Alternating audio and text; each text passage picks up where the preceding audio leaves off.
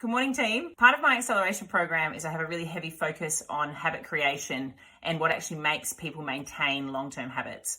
Now, in order for you to want to change your habits, there are three components to it. So the first thing is you have to know what the long-term goal is. Okay, so women come to me and they say, okay, I want to be fit, I want to be healthy, I'd like to be skinny.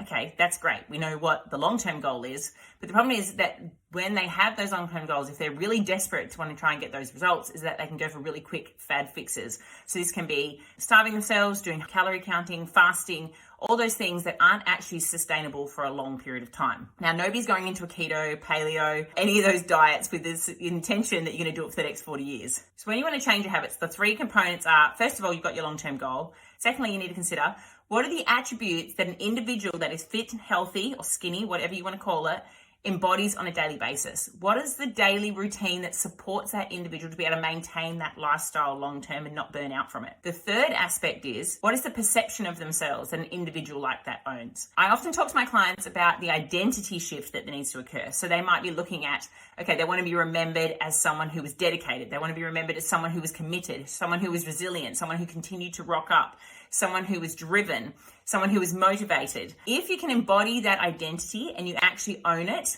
and it matters to you and it aligns with your morals and your values, then what you'll find is that your habits will align with that and it's much easier to stick to it from day to day.